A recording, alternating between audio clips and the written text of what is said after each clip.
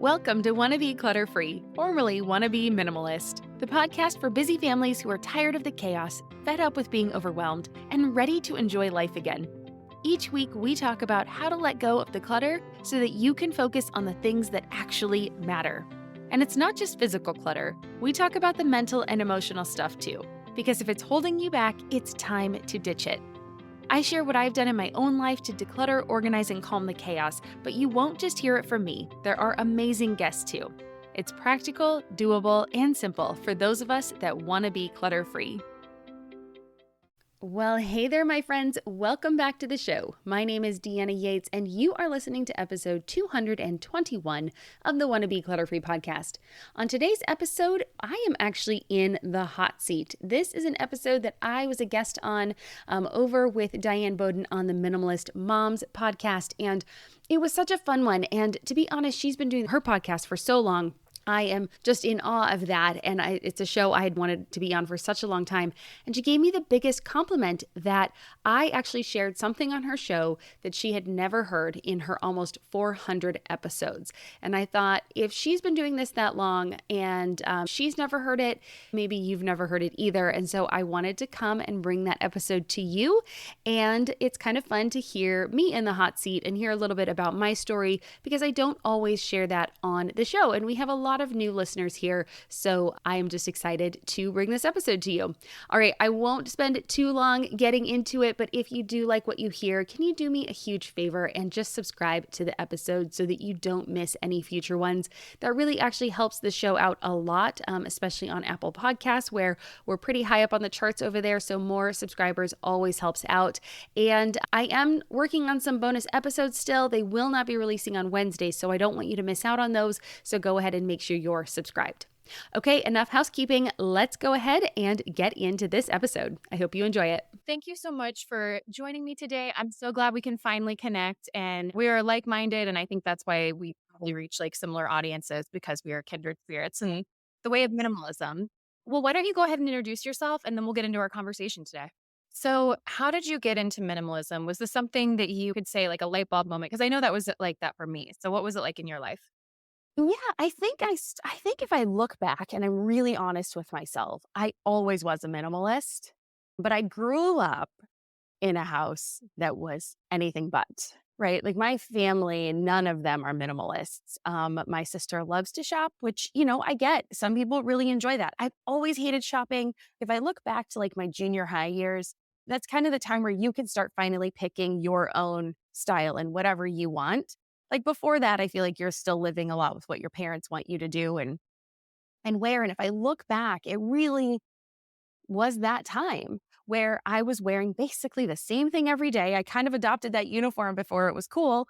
But then, life gets you, right? You get the marketing messages. And especially as a girl, I'm so scared for social media today with my daughter and her friends, and just looking at all of the just impact that's going to have on their lives. But again, you get all these messages. You have to have more, you have to do more, you have to be more in order to be happy. And so we fell into the trap. I fell into the trap of needing more. And we had a bunch of stuff. My husband and I have moved a ton. We have moved 16 times in 20 years. Now it's been more than that, but still only 16 times.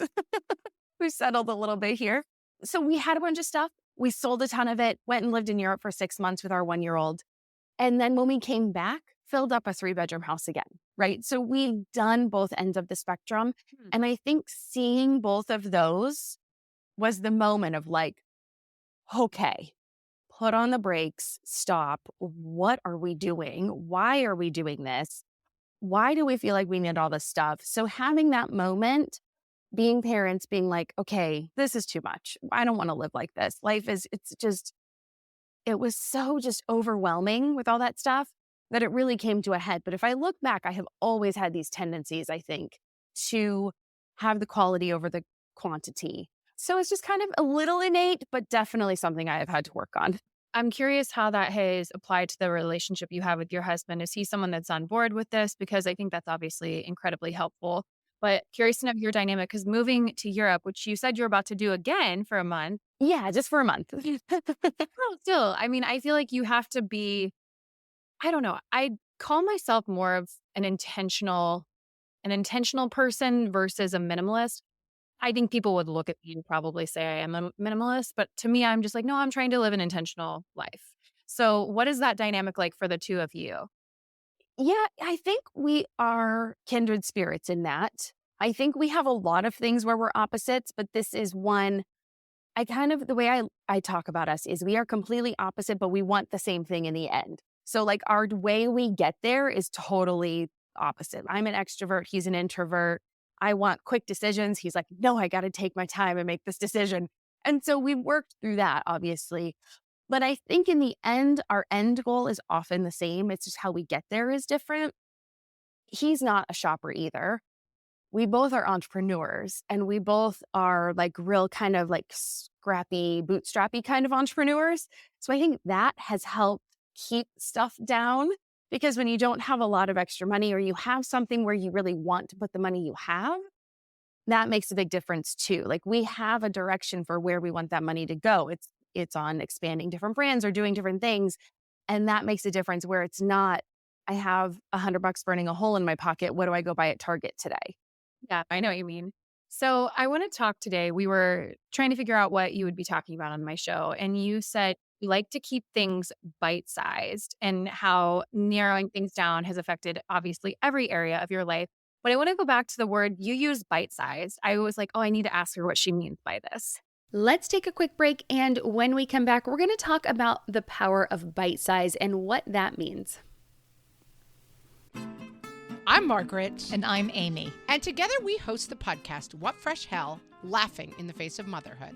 Margaret, I would say you're sort of a where are my keys kind of mom. Correct. Sometimes a where are my kids kind of mom. Well, you're, Amy, more of a we were supposed to leave 35 seconds ago, mom. I mean, touche. In each episode of What Fresh Hell, we come at a topic from our usually completely opposite perspectives. I bring the research. And I bring kind of the gimlet eye. Like, is that research really going to work, people?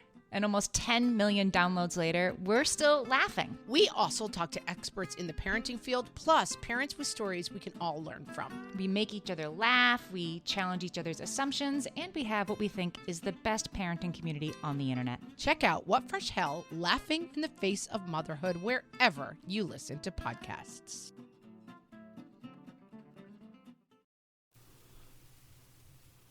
Yeah, well, I think we can get overwhelmed. There is so much information, so much stuff coming at us. You can do anything you want. You can do absolutely anything you want. You just cannot do everything. So you have to figure out what it is that you want to do. What is the end goal? What is the plan? How do you want it to feel in your house? And those kinds of things. So with bite size for me is just so many people think I've never decluttered my house. It's a mess. I'm overwhelmed. I don't know what to do. And it's like, okay, first off, take a deep breath because you can't come at it from a place of stress. You're never going to get the result, the calm, peaceful home that's organized when you're coming at it from a place of stress. So just taking that breath, but then also just understanding like we can make tiny little adjustments that make a big change. So the first thing, find a hook to put your key on, right? Like it's so simple. But you can do that. Or if you don't have a hook and you don't want to go buy a hook and you don't want to spend the moment, get a little dish or a little bowl or make a paper box. If you have kids, ask them to make you an origami paper box to put your key in. Like you can get creative without having to go buy anything new. And that sounds so simple, and it is. But tomorrow, if you were somebody that normally hunts for your key and starts your day off stressed because you don't know where that is, or it's at the bottom of your purse, or you share a car key. My husband and I share a car key. We have one car.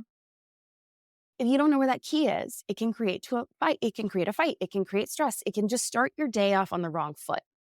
So finding these little bite-sized things that we can do that will make a difference in our homes, I think is the best place to start. So that's what I mean by bite-sized, just teeny tiny little things to do. I love that you said just put up that hook because I think people are like, oh, I can do more than that. I should do more.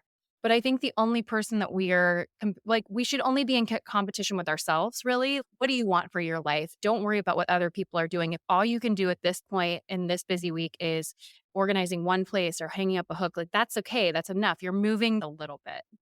Yeah, for sure. Yeah, and that's the thing. I think we do think it has to be this big thing. I have to declutter my entire kitchen, right? Like or my garage. Oh my gosh.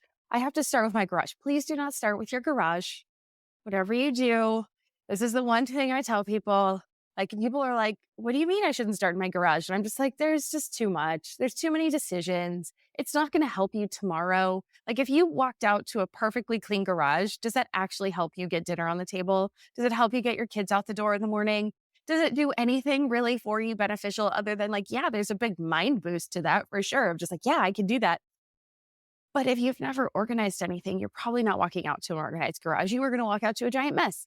And that is not going to help anybody. So definitely don't start there. Don't bite off more than you can chew. And it is okay if all you do is hang up your key, because tomorrow you can create a place to put up the backpacks or the purse or your shoes, all those little things that are going to help. And tomorrow's going to be better than the day before. And the next day is going to be better than the day after that. And like you said, you're not having to compare yourself to everybody. So you really should only be comparing yourself to who you were yesterday. And I try to do that too. I try to put things on my calendar when I am in the right mood. Like, if I have a burst of like, oh my gosh, okay, great. Then I put it on my calendar, or I set a lunch date with someone, or I invite someone over. I mean, if you want to get a swift kick in the pants, schedule a dinner party at your house. And that will get you motivated. I mean, maybe not in the best way, and it doesn't really help with that not comparing yourself with other people thing. But if that's what's going to motivate you, figure out what those triggers are and start to do that. Look at your friends that you can like really rely on and be like, hey, I really want to declutter. I need some help. And so I would love for us to get together more often, but how about you just come over to my house and we'll have coffee and you can help me go through like one cabinet in my kitchen. Like, can we have friends like that in our life instead of like, let's go walk around Target and shop for more stuff we don't need? Let's switch it. You're still getting the benefit of hanging out with your friends. That's what we're really after, is that connection with people. And I think we just default to, well, it's easy to go to Target, or I don't want people to come over to my house that feels like a mess. But these are our friends, and these are the people we need to rely on. Like, what is that quote? I don't know who to attribute it to, of the people that matter don't mind, and the people that mind don't matter. I love that idea. I don't think anyone's ever said that on the show before. I Oh, think that is, no one's ever suggested have your friends over for coffee and have them help you go through it. I've said that with decluttering your clothes, because when I first went through my closet, I had my kind of judgy friend from work come over and help me. So I've mentioned like your closet, but I've never applied that to the rest of the house. I love it. You're kind of judgy friend. Great way to move through it, because it is tedious. It is tedious. Even if you're just have a friend over keeping you company while you do the heavy lifting, like, it just kind of makes it more fun. I think also you can just bounce things off of one another and say, like, am I being too sentimental? And again, maybe it's your judgy friend that you invite over that will help you, like the one that's the most cutthroat. That would be me in my friend's life. For any of my friends, I'm happy to come over. Right. Like I said, you do the heavy lifting, but it can be more fun, right? It makes the whole process more fun, because now you pull out, like, I'm just thinking in my kitchen, like, I don't have a lot of stuff anymore, but I have a mandolin that I definitely need to get rid of because I don't reach for it, right? I thought this would be great and I would shred the veggies and do the thing. And I realized I still just do it with a peeler. I don't get the mandolin out. I don't do the whole thing. I just use a peeler or a knife. My slices are not equal. That is fine. It is okay. And so I have this thing just taking up space in my cabinet. It's just the one thing that came to my mind. But like having a friend over and like talking about like, do I use this thing? When do I use it? Having this little like, you could have a banter thing. Or if you have something funny that's in there, you're like, oh my gosh, I can't believe we have this. And then you can just make light of it instead of when you're by yourself, you go through the guilt spiral of, oh, why do I have this? I can't believe I bought this. How long have I been holding on to it? Why did I do that? Oh, it was so dumb. You will say things to yourself when you are by yourself that you will not say to yourself when you are with your friends, because you would never say that stuff to your friend. And so I think that's another good reason to have people around with you. Yeah, no, absolutely. I had my sister and my friend Jenna over when we first moved, and there were some sentimental books that I was holding on to. One was Scary Mhm. Stories You Tell in the Dark. Do you remember that book from the 90s? Oh, I Yeah. don't do scary well. Yeah. I kind of like some spooky stuff, not horror, but they were both like, why are you keeping this? You're not going to pass it down to your kids necessarily. And I was like, don't take this book from me. This reminds me of my youth. And they were just like, there's no point. And so I just felt challenged. And then I had to do some inner work. I know this is so stupid, inner work, but I just reflected. It's true though. Yeah. But I was like, oh, you're right. Like, I haven't opened this book since. I'm just holding on for nostalgia's sake. And honestly, it's $1 on thrift books if I wanted to ever get it again. So I was like, okay, I'm glad you guys were here because I would have just taken that with me from house to house for the rest of my life. The other thing I was going to say, I'm trying to brainstorm. So we said the hook, and you said don't declutter the garage because that might not move the needle. But maybe in that entryway area into the garage, that could be a small space. Or maybe your kitchen utensil drawer or your silverware drawer, or maybe on your vanity, the skincare products you use. Just these little areas that would make a difference. And again, maybe you don't see it as a whole, but these little areas will help you get to the next point. Do you have any other areas you can think of? I'm just trying to brainstorm here while you're talking.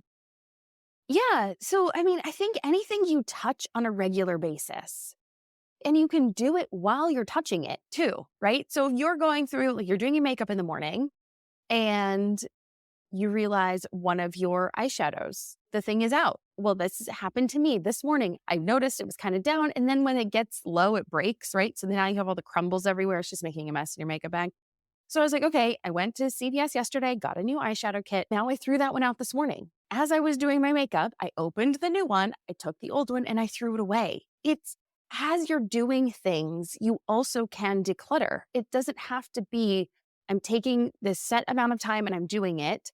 So take a day to reflect and just write down all the things you touch in a day. Like, I'm going to be in my kitchen and I'm going to do my pot. Not I'm going to declutter them, but these are the things I touch. I touched my kitchen pot. I touched my mugs. I touched my glasses. I touched the silverware. I touched the toaster. I touched, whatever was in that cabinet, keys, shoes, bags, all the things you touch in a day. It will surprise you because when we sit down to have this moment, even you and I, we're struggling to be like, what did I touch today? What do I have to do? Right. So just keep a note. And then now you've got your list. You can say, okay, today I'm going to tackle the mugs. Great. Tomorrow, I'm going to tackle the utensil drawer. Just these little things. Your car is a good place, right? You're in your car, in and out all the time. So just anytime you touch something, write that down, and then that can be a place you declutter.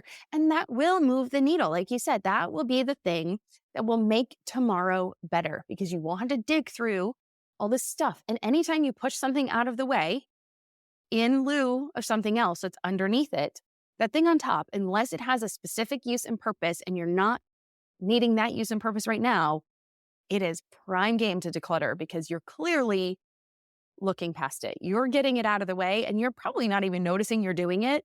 So that is one of those best things that I just love to just declutter those right away. And if you're really scared about it, if you've never done this and you think, this crazy woman's going to make me repurchase everything in my house because she's telling me to get rid of all of it, then just put it in a box and put it off to the side, right? Just put it somewhere where you can just give yourself 30 days and let it go off to the side and decide if you actually really need that thing. You probably won't. Maybe you will. There might be one thing in that box you go back to reach for, but then think of the 70 things you will be able to declutter that are also in that box with that one thing you actually did need again. Let's take one more quick break. And when we come back, we're going to dive into the more practical side of how minimalism and living intentionally has actually benefited my life and my family's life. See you in a second. I want to talk a little bit more about the practicals of your life and how minimalism, living more intentionally, has helped you.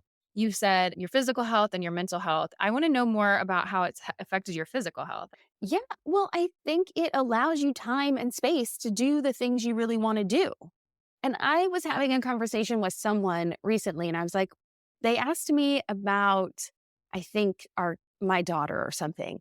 And I said, well, you know what? I'm really lucky. And they're like, no, you're not. You have the habits in place that make those things a reality. And I was like, oh, you are right, right? We have set things that we do.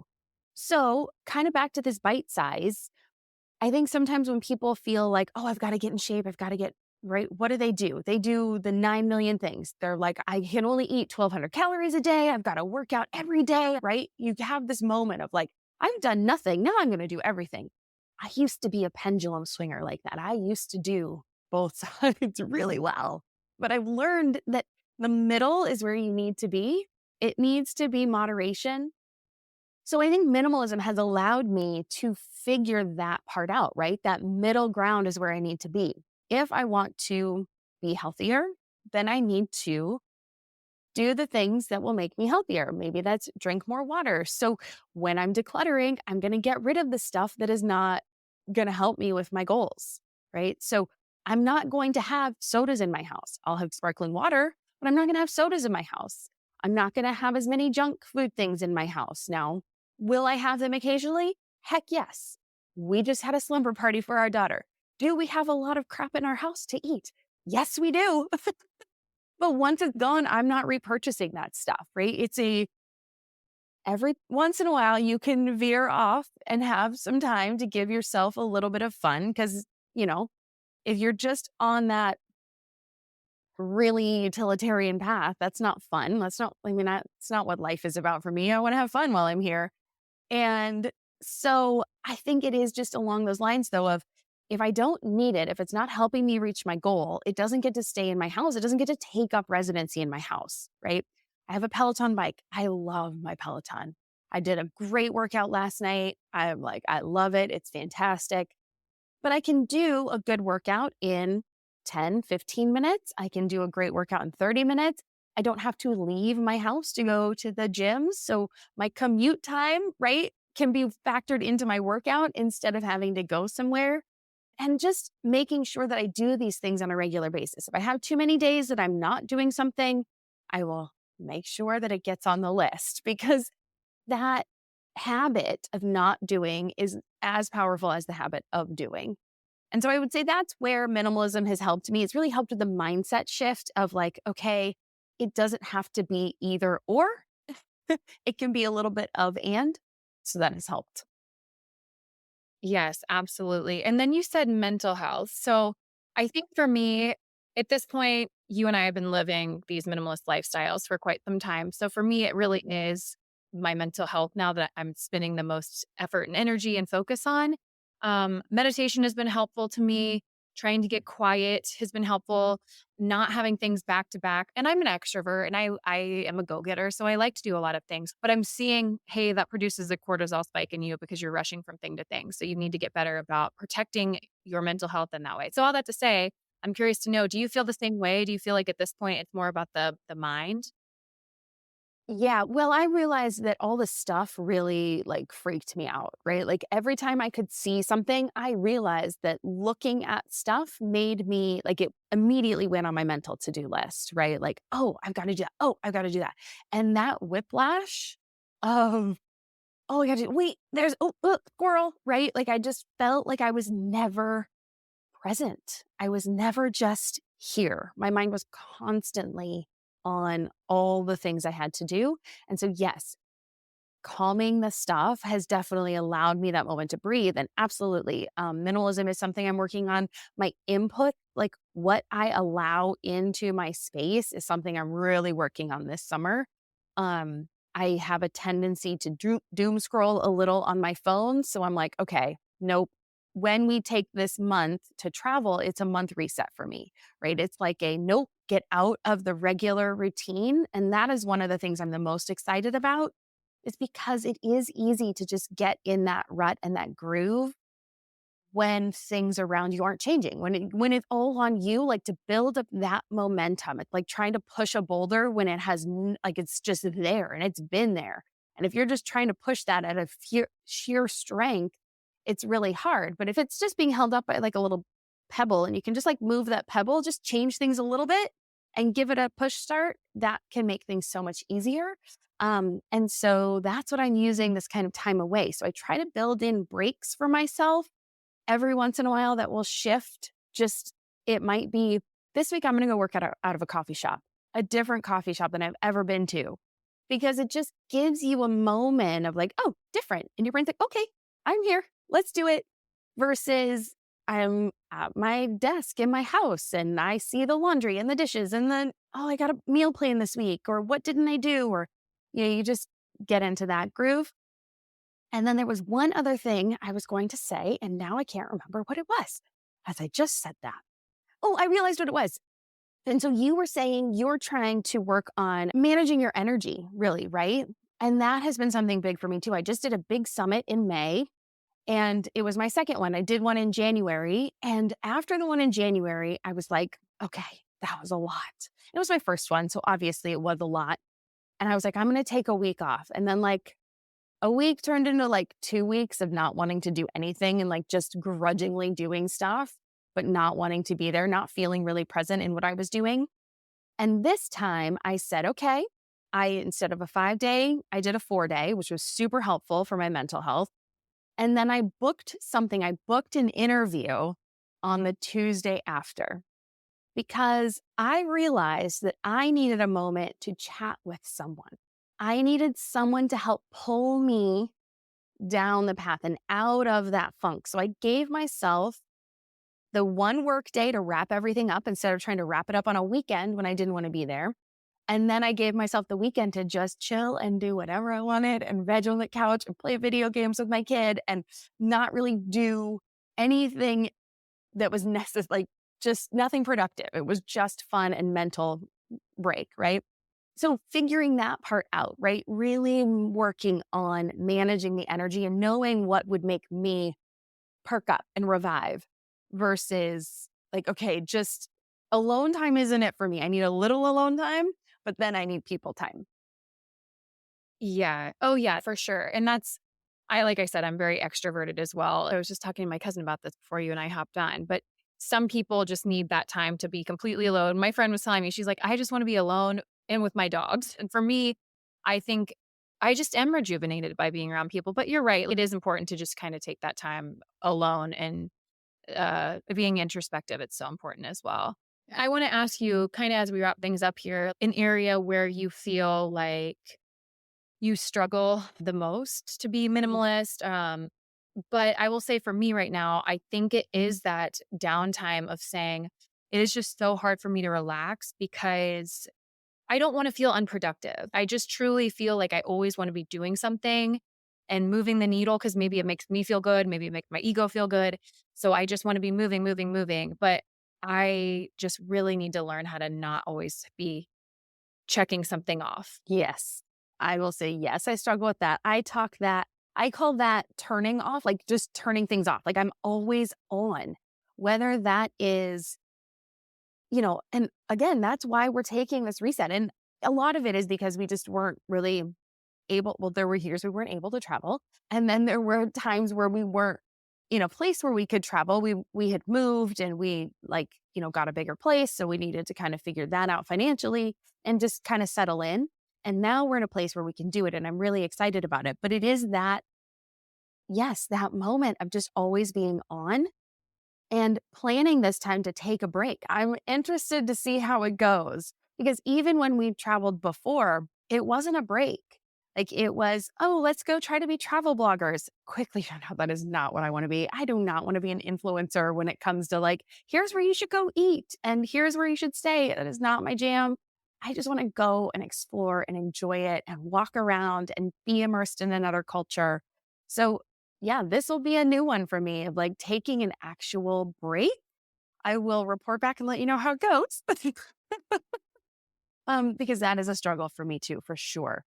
Well, as we wrap things up, is there anything else that you wanted to share with the listeners to encourage them?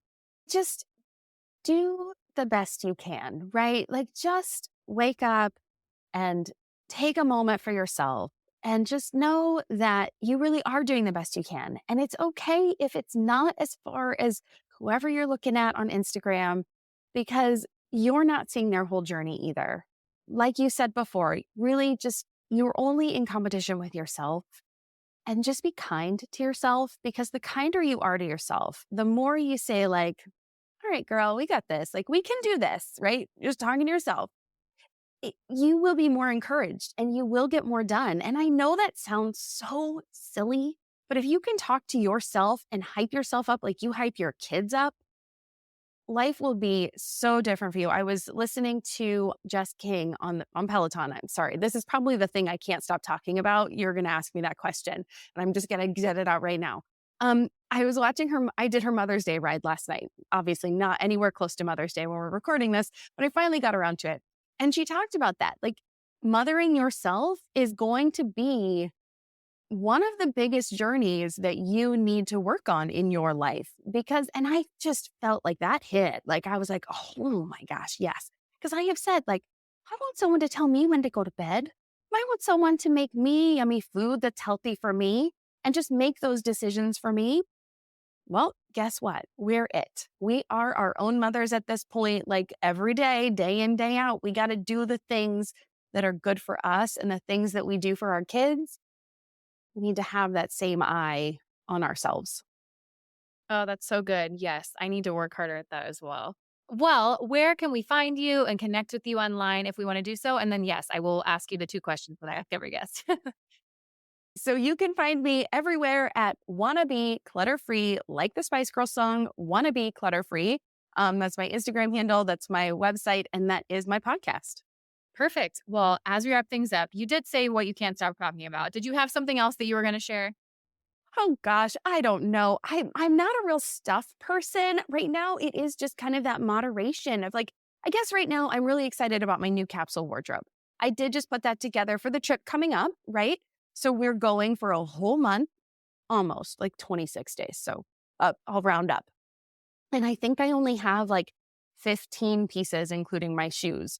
So I'm really excited to test that, like really test it out. Actually, the shirt's one of the pieces. So I'm excited to kind of really put that to the test. So I swear by a capsule wardrobe. I swear by having less, in every aspect, but really in your capsule wardrobe can really be quite life-changing and eye-opening. See, that's the one thing I haven't done. When you were describing people at the beginning that love to shop, I am one of those people. I love to shop. My mom probably put that into me because it's one of her favorite things to do, which I'm like, Mom, go to a park. You don't need to shop. But I try to use Poshmark. I try to do it in the best way possible, one in, one out. But the capsule wardrobe, I mean, to be honest with you, in the summer, I'm usually wearing a white tank top with some type of pant or short. So I probably do have a capsule. I just haven't clearly defined that that's what I have. I have goals, I aspire, and I usually pack that way. So you're talking about packing that way for a trip. For my trips coming up in June, I will be having a capsule that I just kind of sort through the short and the shirt combinations. Yeah.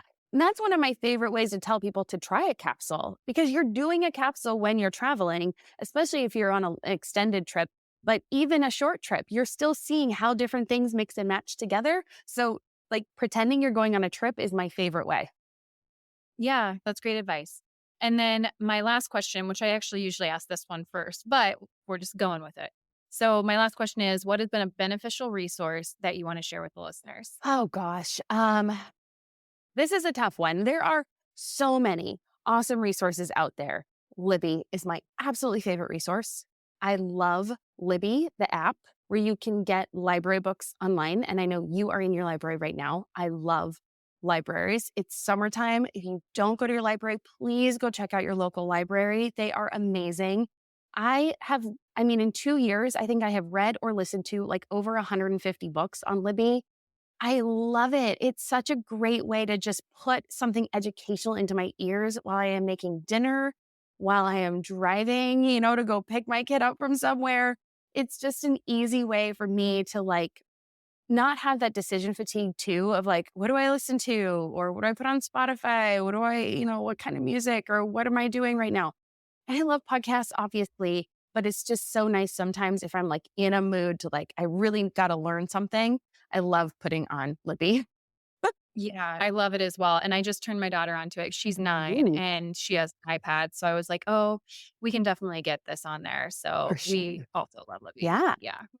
Well, thanks so much for joining me today. Like I said, this was an episode of many firsts of advice. So I'm thrilled to put it out to the listeners. I know that they'll benefit from it. Awesome. Well, thank you so much for having me. Well, what'd you think? It's kind of fun hearing the other side of the coin and being the interviewee instead of the interviewer sometimes. And so I hope you enjoyed that episode as much as I enjoyed recording it and having that conversation with Diane. Don't forget to check out her podcast as well, Minimalist Moms. All right, with that, I want to turn it to you though. I want to know what you thought of this episode. Do you like the idea of bite-sized decluttering, or are you someone that prefers to do huge, big things all at once? I don't know. Which one works better for you? Come on over to Wannabe Clutter Free on the social channels and join in the conversation. You can find me there on Instagram. I also have a private community on Facebook called the Wannabe Minimalist Family Group over there. So just come on in. And thanks again for joining me for this conversation. Next week, I'm going to be talking with Emily Nichols about habits. She was a speaker at one of my summits earlier this year, and I think you're going to really enjoy our conversation. We dive into creating habits and why habits are so important and why we as women need our habits to be a little bit different. I don't think it's an episode you're going to want to miss, so make sure you come back here next week. Until then, take care, think clutter-free, work on those bite-sized pieces, and remember, I believe in you. I know that you can do the decluttering and the hard work that comes along with it when you put your mind to it. All right, I hope you have a wonderful week. I'll see you next time. Bye.